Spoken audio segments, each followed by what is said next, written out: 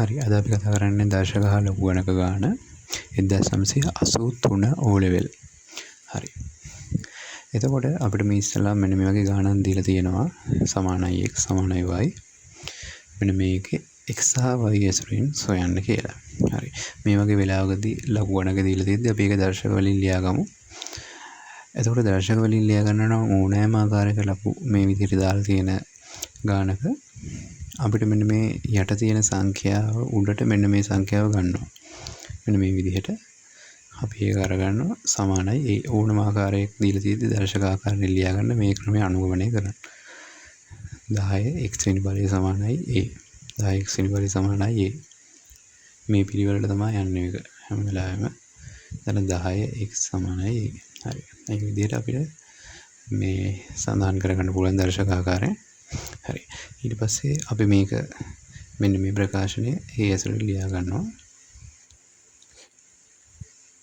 සමානයි a වර්ගයේ වෙන a කියන එක මම හොයාගත්තා 10 x වෙනි බලය කියලා. එතකොට ඒක මම a වෙනුවට මෙතන a වෙනුවට 10 x කියලා සඳහන් කරගන්නවා. අපිට මේ විදිහටම දැන් මම මේ හොයාගත්ත විදිහට b හොයාගන්න පුළුවන්. ලඝු 10 b සමානයි y කියන එක 10 y සමානයි b 10 y සමානයි b කියන එක. හරි. මේ විදිහට ලියාගත්තන් පස්සේ අපිට මේ b සඳහා අපිට මේ ආදේශයක් ගන්න පුළුවන්. හරි. අපි එතකොට දැන් මේ මුල් ප්‍රකාශනය අපිට ලියා ගන්න පුළුවන් මෙන්න මේ විදිහට. 10x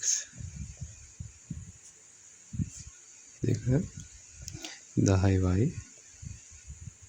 ඒක බලන්නේ අපිට b විතරයි තියෙන්නේ. b වෙනුවට මම මේක හොයාගත්තා.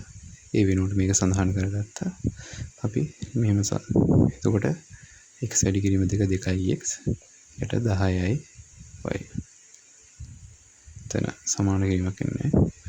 මේ ලඝු 10. හරි. මේ ආකාරයෙන් දීලා තියෙද්දි අපි මේක තව සුළු කරගන්න ඕන. ඔයා දන්නවා ලඝු ආකාර මෙහෙම බෙදීමක් තියෙද්දි ඒකෙන් සඳහන් වෙන්නේ අඩු කිරීම. හරි. එතකොට